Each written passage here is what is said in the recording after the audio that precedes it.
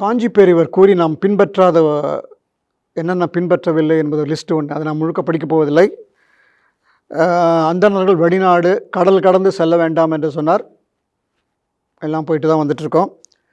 வரதட்சணை வாங்கக்கூடாது என்று சொன்னார், வாங்கினோம். இப்போ அது இல்லை. இப்போ பெண்ணுக்கெல்லாம் வரதட்சணை கிடைக்காது. ஆண்கள் தான் பெண்ணுக்கு வரதட்சணை கொடுக்க வேண்டும். அது வேறு.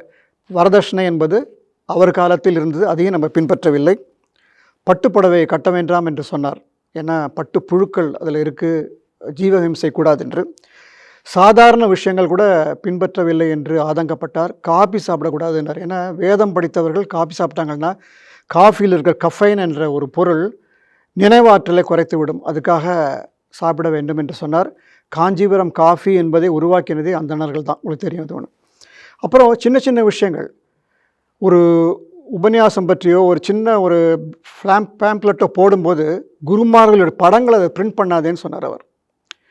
ஏன் சொன்னார்னா, அந்த பிட் நோட்டீஸில் போடுறோம் இல்லையா, ஒரு படத்தை போட்டோடனே அந்த எல்லாருக்கும் டிஸ்ட்ரிபியூட் பண்ணுறம்போது சில பேர் அலட்சியமாக குப்பை தொட்டியில் போடுவாங்க, சில பேரை கசைக்கு போடுவாங்க, அதில் பயன்படுத்துவாங்க. இதனால் ஒரு குருமார்களுக்கு நம்ம செய்யக்கூடிய பாவம் இன்றைக்கி கூட அதை நம்ம ஃபாலோ பண்ணுறதில்ல. இந்த லிஸ்ட்டை கொடுத்தவர் என்னுடைய நண்பர் காஞ்சி மகா சுவாமிகளுடைய பக்தன்.